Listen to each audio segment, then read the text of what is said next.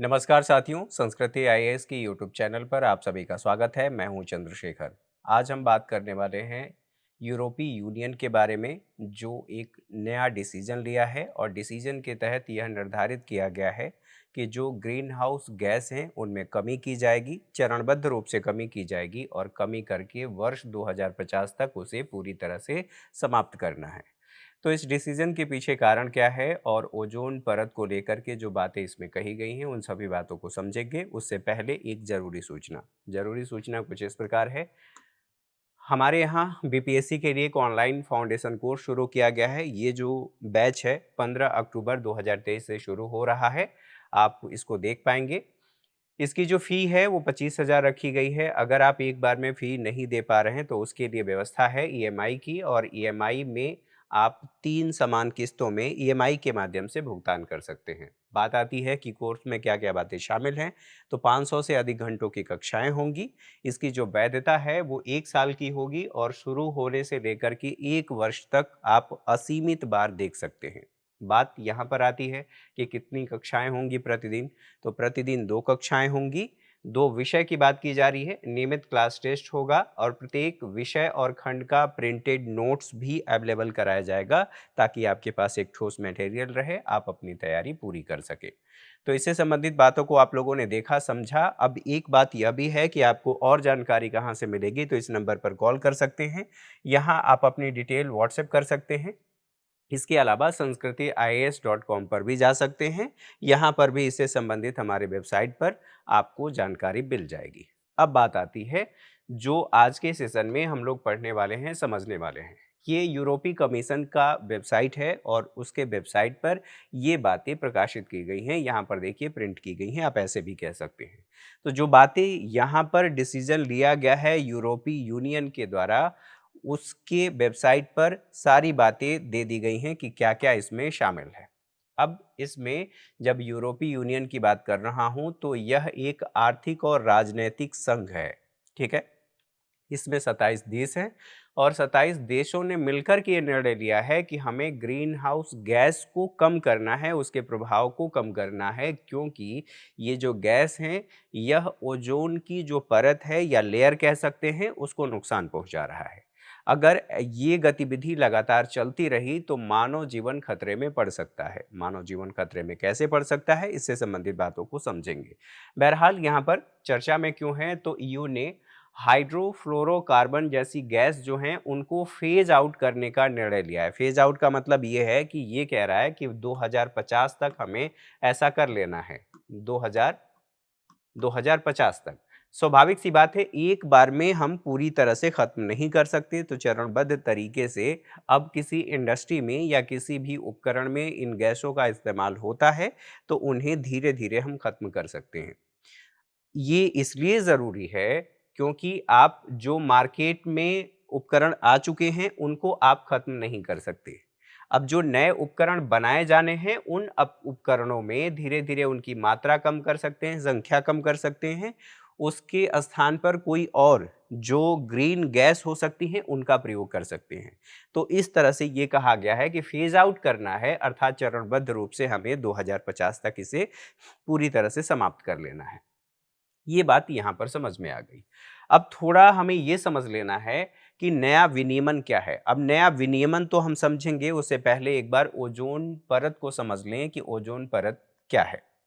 तो ओज़ोन परत है वो ऊपरी समताप मंडल में स्थित एक लेयर है। ये गैसों की एक लेयर है। आप ऐसे कह सकते हैं, एक अगर समताप मंडल हम इसे मान लें कि ये हमारी पृथ्वी है। पृथ्वी के वायुमंडल में समताप मंडल यहाँ पर है और यहीं पर ओज़ोन लेयर है, जो कई गैसों का मिश्रण है। अब ये गैसों का मिश्रण क्या करता है, इसको समझ लीजिए। जो सूर्य का प्रकाश आता है, तो सूर्य का प्रकाश पृथ्वी पर आ रहा है, तो इस सूर्य के प्रकाश में परावैंगनिक किरणें भी होती हैं।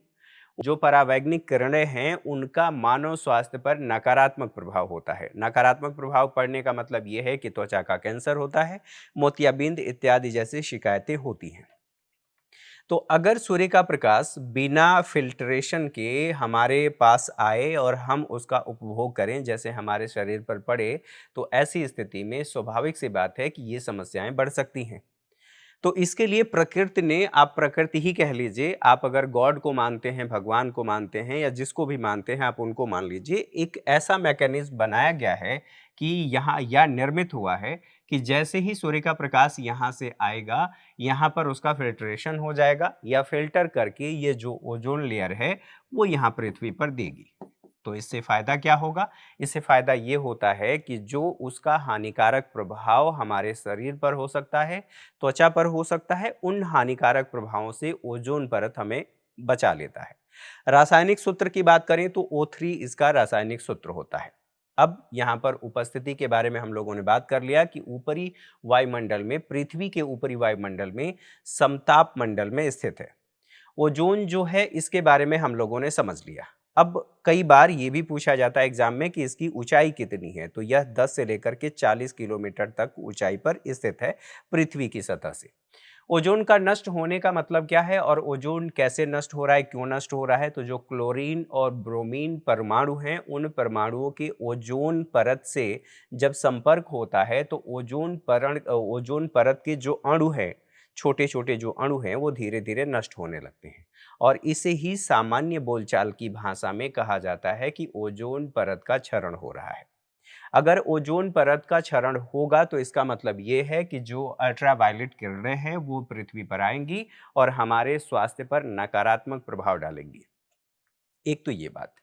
अब यहाँ पर बात ये आती है कि जो एक क्लोरीन है उसका परमाणु, एक क्लोरीन का परमाणु लगभग 1 लाख जो O3 के अणु हैं अर्थात ओजोन परत के, उनको नष्ट करने की क्षमता रखता है। इससे संबंधित बातों को हम लोगों ने समझ लिया। अब इन बातों को समझने के बाद इसी प्रभाव को कम करने के लिए ये कहा गया है, ईयू के द्वारा निर्णय लिया गया है कि जो एसी हैं अर्थात एयर कंडीशन, रेफ्रिजरेटर है जिसमें इसका प्रयोग होता है अर्थात इन गैसों का प्रयोग होता है, इन गैसों को हम कम करेंगे। कम करने से क्या होगा? क्योंकि यह ग्रीन हाउस गैस इफेक्ट करते हैं, तो ऐसी स्थिति में जब धीरे धीरे हम इन्हें फेज आउट करेंगे तो जो तापमान बढ़ता है और जो ओजोन परत को उससे क्षति होती है, उस क्षति को हम रोक पाएंगे। और रोक पाने का मतलब सीधा सीधा से ये है कि मानव जीवन पर उस अल्ट्रावायलेट किरणों के प्रभाव को हम कम कर रहे हैं।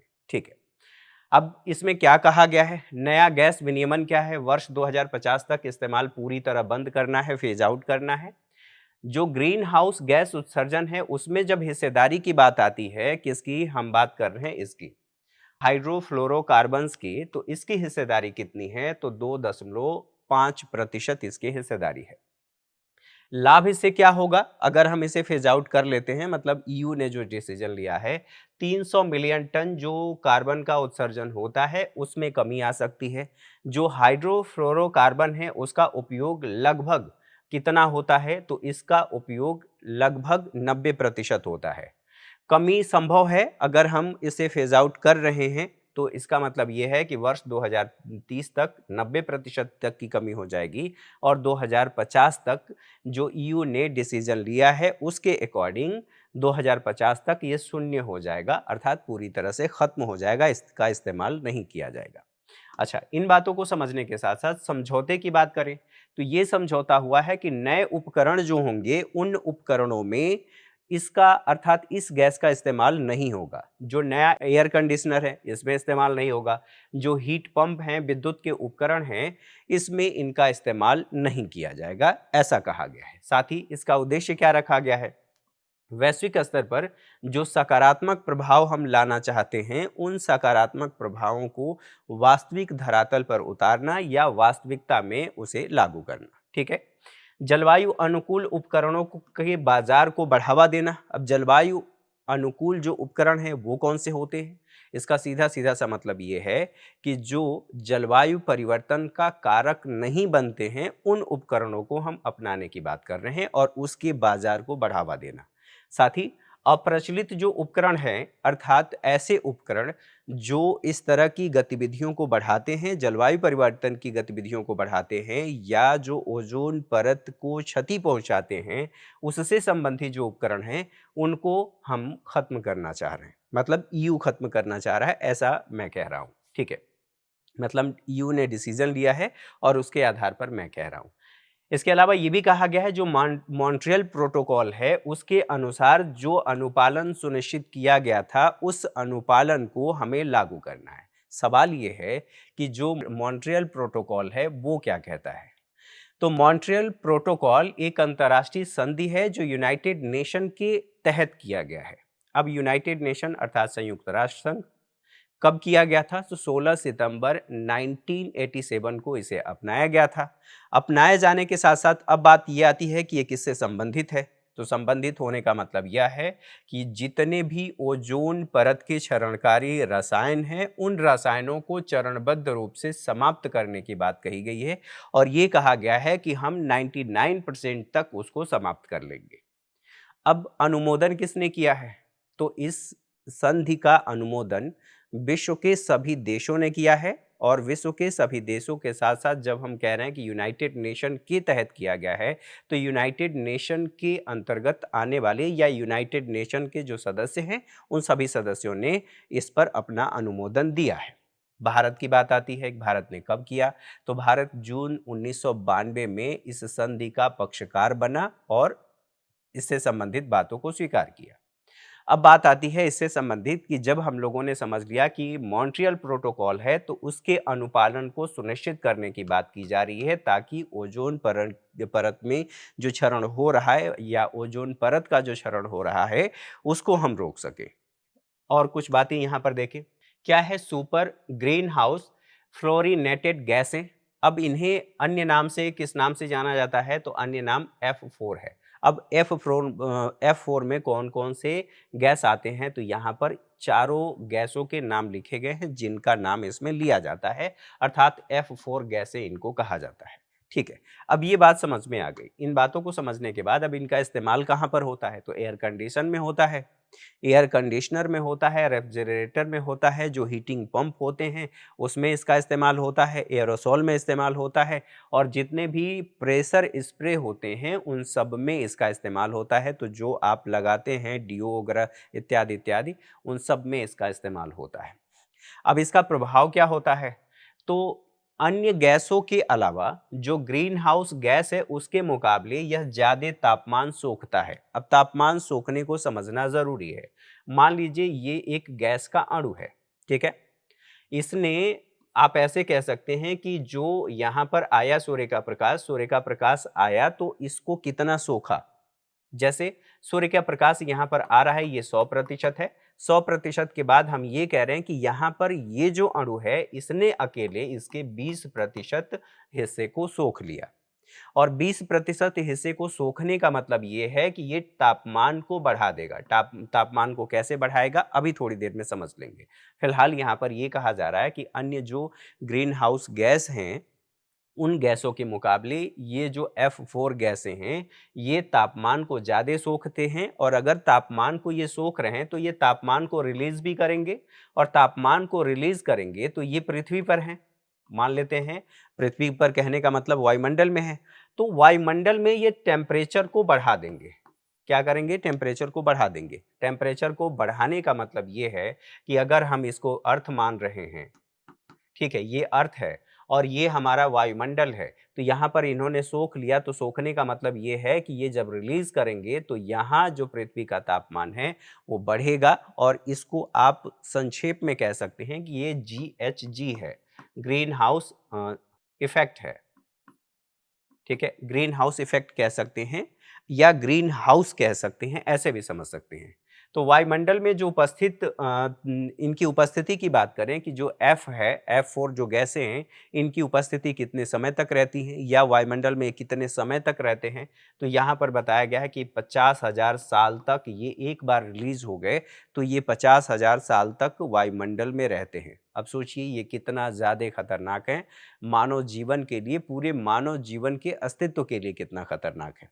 अच्छा, अब होता क्या है इसको समझ लेते हैं। अब यहाँ पर जैसे मान लीजिए कि ये अर्थ है, ये हमारा अर्थ है, ये हमारा वायुमंडल है। यहाँ पर तमाम तरह के सतह हैं। यहाँ से आप सन इसको मान सकते हैं। यहाँ से सूर्य का प्रकाश आया और सूर्य का प्रकाश यहाँ पृथ्वी पर आ रहा है। तो अगर हमें किसी क्षेत्र विशेष के तापमान को बढ़ाना है, अब थोड़ी देर के लिए मान लीजिए कि ये जो क्षेत्र है ध्रुवीय क्षेत्र है, या ऐसे आप कह सकते हैं कि यहाँ पर हमने कुछ ऐसे पौधे लगाए हैं जिन पौधों को विकसित होने के लिए या वो जो पैदावार देते हैं उन पैदावार के लिए ज़रूरी है कि सामान्य से, अब यहाँ पर जो टेम्परेचर है, यहाँ पर जो टी होगा, वो टेम्परेचर अगर थोड़ी समय के लिए मान लें कि ये 26-25 डिग्री सेल्सियस होना चाहिए, यहाँ पर इस पौधे के विकास के लिए जो चाहिए वो हमने मान लिया कि 28 डिग्री सेल्सियस, यहाँ पर 28 डिग्री सेल्सियस तापमान चाहिए। तो ऐसी स्थिति में क्या किया जाता है कि यहाँ पर हमने एक घर बना दिया, पौधों को लगा दिया। पौधों को लगाने के बाद हमने क्या किया कि यहाँ पर ये नीचे की तरफ हमने सफ़ेद कलर से इसे पेंट कर दिया। अब यहाँ से सूर्य का प्रकाश आया और ऊपर हमने ब्लैक कर दिया, या जो भी ऐसे समझ लीजिए। यहाँ से सूर्य का प्रकाश आया, सूर्य का प्रकाश आने के बाद यहाँ प्रवेश तो कर गया, क्योंकि यह शॉर्ट वेव है, लेकिन यहाँ पर प्रवेश करने के बाद, यहाँ तक आने के बाद अब जो यहाँ से निकलेगा इसको कहेंगे कि ये कैसी वेव है, यह लॉन्ग वेव है। लेकिन इसमें इतनी शक्ति नहीं है कि इसको भेद करके वापस चला जाए, ठीक है? तो वापस नहीं जाएगा, अर्थात यहाँ पर जो तापमान है वो फंस करके रह जाएगा, और फंस करके रह जाएगा अर्थात इस हिस्से का तापमान बढ़ गया, और जो हमारी आवश्यकता थी यहाँ पर टेम्परेचर बढ़ाने की वो हमने बढ़ा दिया। ये एक छोटा हिस्सा है। अब इसका एक बड़ा हिस्सा ऐसे समझ लीजिए, ये हमारा अर्थ है और ये आप कह लीजिए कि ये पूरा घर है। अब इस घर में ये टेम्परेचर आ रहा है, लेकिन तमाम तरह की जो गैसें हैं, जो उत्सर्जन यहाँ पर हो रहा है, आप ऐसे कह सकते हैं यहाँ पर जो उत्सर्जन हो रहा है जाकर के यहाँ पर संघनित हो रहा है। आप ऐसे भी कह सकते हैं कि वहां पर जाकर के इकट्ठा हो रहा है। यहाँ से सूर्य का प्रकाश आ तो रहा है, ये लॉन्ग वेव में आ तो रहा है, सॉरी ये शॉर्ट वेव में आ तो रहा है, लेकिन यहाँ से टकरा करके, यहाँ जो पृथ्वी की सतह है, टकराने के बाद ये लॉन्ग वेव में बदल जाता है। और लॉन्ग वेव में बदलने का मतलब ये है कि अब इसके पास इतनी शक्ति नहीं है कि इसको भेद करके वापस चला जाए, जिससे जो पृथ्वी का तापमान जितना चाहिए, उपयुक्त तापमान जितना चाहिए, उतना ही बना रहे। ये स्थिति नहीं हो पाती। अब कैसे? तो ये जो छोटे-छोटे यहाँ पर कण आप देखेंगे, ये छोटे-छोटे कण सूर्य के प्रकाश को अवशोषित कर लेते हैं। अवशोषित करने के बाद ये इस हिस्से का तापमान बढ़ा देते हैं। तापमान बढ़ाने का मतलब ये हुआ कि ग्लेशियर पिघलेंगे और अन्य उसके पर्यावरणीय प्रभाव देखने को मिलेंगे। तो ये बात आप लोग समझ गए होंगे। इससे संबंधित बातें कई बार हम लोगों ने और डिटेल में समझा है, इसलिए संक्षेप में इसे समझा रहा हूँ। आगे बढ़ते हैं। यहाँ पर जो स्थिति देख रहे हैं, तो लगातार जो टेम्परेचर बढ़ रहा है, और टेम्परेचर बढ़ने की वजह से और कुछ देशों की भौगोलिक अवस्थिति के अनुसार जो यहाँ पर कूलिंग की डिमांड होती है वो लगातार बढ़ती है या बढ़ती जा रही है। तो क्या यहाँ पर और कब कितना होगा? यहाँ पर वर्ष 2000 में कितनी कूलिंग की डिमांड थी, अर्थात ठंडा करने की एसी फ्रीज की ज़रूरत कितनी है? 2010 में कितनी थी? 2020 में कितनी थी? 2030 में कितनी होगी? 2040 में कितनी होगी? और 2050 में कितनी होगी? ये आंकड़ा बताया गया है उन देशों के बारे में, और रेस्ट ऑफ वर्ल्ड टोटल अर्थात पूरे विश्व की बात बताई गई है। तो यहाँ पर देखिए, रेस्ट ऑफ वर्ल्ड ये बता रहा है, ये जो कलर आप देख रहे हैं ये पूरा रेस्ट ऑफ वर्ल्ड बता रहा है, यहाँ तक बता रहा है, ठीक है। यहाँ पर बताया गया है ये जो येलो कलर से मिडिल ईस्ट में कितनी डिमांड होगी, कूलिंग की डिमांड होगी। इसके साथ साथ Brazil, Mexico, Indonesia, India, EU, Japan, Korea, China, United State, इन सभी देशों में कितनी डिमांड होगी कूलिंग की, ये यहाँ पर बता रहा है। और कूलिंग की डिमांड, जैसा कि मैंने कहा कि उन सभी देशों की भौगोलिक अवस्थिति पर भी निर्भर करता है। इसका मतलब क्या है? तो इसका मतलब कुछ इस प्रकार से है। अगर आप इसे अर्थ मान ले थोड़े समय के लिए, तो आप कुछ इस प्रकार से देखेंगे। ये जो है यहाँ पर सूर्य लंबवत, इनके बीच में सूर्य लंबवत चमकता है, अर्थात मकर रेखा और आप कर्क रेखा के मध्य देखते हैं कि सूर्य लंबवत चमकता है। यहाँ पर टेम्परेचर ज़्यादा होता है। तो अगर इस बीच में किसी देश की अवस्थिति है, भौगोलिक अवस्थिति है, स्वाभाविक सी बात है वहाँ पर तापमान अधिक होगा। और अगर तापमान अधिक होगा, यहाँ पर जैसे भारत की बात कर लें, तो भारत कुछ ऐसे आप देखते हैं, तो यहाँ भारत में भी टेम्परेचर अधिक होगा, क्योंकि सूर्य लंबवत चमक रहा है, तो इसका प्रभाव भी यहाँ पर ज़्यादा होगा। इससे संबंधित बातों को ही हम कह रहे हैं कि भौगोलिक अवस्थिति भी निर्धारित करती है कि किसी देश में कूलिंग की डिमांड कितनी होगी। अच्छा, यहाँ पर और क्या बताया गया है? हाइड्रोफ्लोरोकार्बन के बारे में बात करें तो हाइड्रोफ्लोरोकार्बन एक कार्बनिक यौगिक है। परमाणु फ्लोरीन और हाइड्रोजन दोनों से मिलकर के ये बना है। ठीक है। उपयोग कहाँ पर? एयर कंडीशनिंग में, रेफ्रिजरेटर में इसका इस्तेमाल होता है। साथ ही साथ ओजोन परत के क्षय का ये डायरेक्ट कारण नहीं होता, बल्कि यह सुपर ग्रीन हाउस गैसों को उत्पन्न करता है, उसके प्रभावों को उत्पन्न करता है, गैसों को नहीं, उसके प्रभावों को उत्पन्न करता है। स्वाभाविक सी बात है कि कुल मिलाकर के वही बात है कि direct green house gas ozone परत को ये नुकसान नहीं पहुंचा रहा है, लेकिन उनके कारकों को बढ़ाने का काम कर रहा है। स्वाभाविक सी बात है कि ग्लोबल वार्मिंग होगी, उससे जो ओजोन की लेयर है वो भी प्रभावित होगी, और उस पर नकारात्मक प्रभाव होने का मतलब ये है कि मानव स्वास्थ्य भी नकारात्मक रूप से प्रभावित होगा।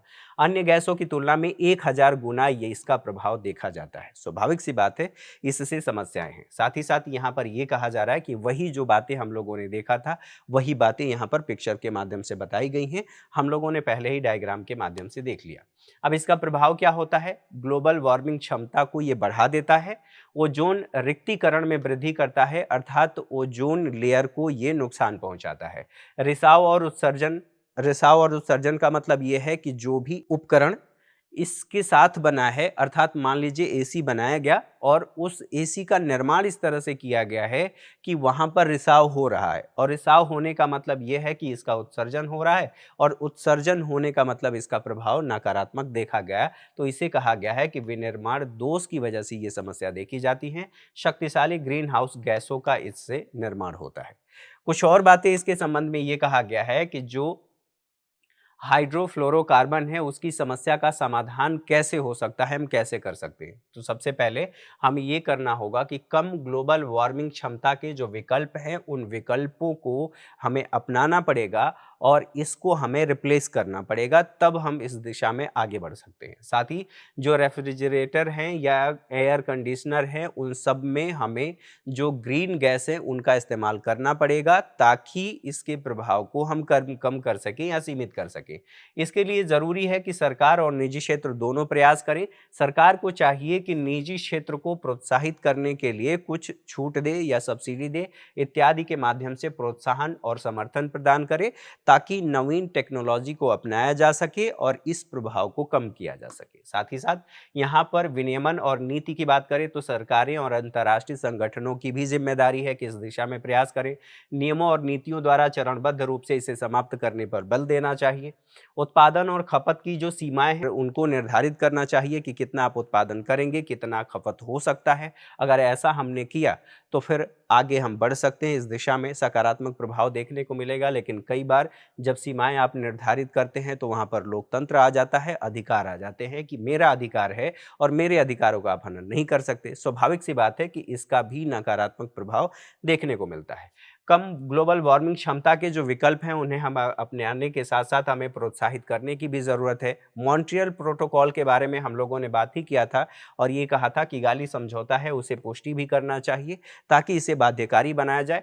रेफ्रिजरेशन और एयर कंडीशनिंग सिस्टम है उसमें रिसाव की समस्या जो देखी जाती है, तो विनिर्माण जो कमियां हैं उनको हम दूर कर सकते हैं। साथ ही ऊर्जा दक्षता को भी हमें बढ़ावा देने की ज़रूरत है, और इन सभी के माध्यम से हम इस दिशा में आगे बढ़ सकते हैं। जो तकनीकी नवाचार है, तकनीकी नवाचार को बढ़ावा दे करके पर्यावरण के अनुकूल हमें टेक्नोलॉजी को अपनाने की आवश्यकता है। और इसके साथ साथ ये तो हो गई कि मान लीजिए बिजनेस है और बिजनेस को लाभ चाहिए, तो बिजनेस को लाभ तो कमाना है, लेकिन अगर जनता अवेयर हो जाए, नागरिक अवेयर हो जाएं कि पर्यावरण को इससे नुकसान हो रहा है और पर्यावरण की सुरक्षा में ही मानव जीवन की अस्मिता निहित है, अगर हम इसको समझ लें, स्वाभाविक सी बात है कि हम जो कम ग्लोबल वार्मिंग वाले जो उपकरण है उसको अपनाएंगे, और उसको अपनाने का मतलब ये है कि हम वॉलेंटरी या व्यक्तिगत रूप से उन समस्याओं का समाधान कर पा रहे हैं। तो शिक्षा और जागरूकता दोनों की ज़रूरत है। जो वैश्विक सहयोग है वो भी बढ़ाना चाहिए। जैसे सरकारें हैं उनको प्रोत्साहित करने की आवश्यकता है, निजी क्षेत्र को सब्सिडी दे करके जो ग्रीन गैस या इन्वायरमेंट जो फ्रेंडली हैं उन उपकरणों को अपनाएं। अनुसंधान और विकास इस दिशा में करें ताकि इस दिशा में हम और आगे बढ़ सकें। आज के सेशन में मेरे साथ इतना ही। अगली क्लास में मुलाकात होगी। तब तक के लिए नमस्कार। Thank you for watching.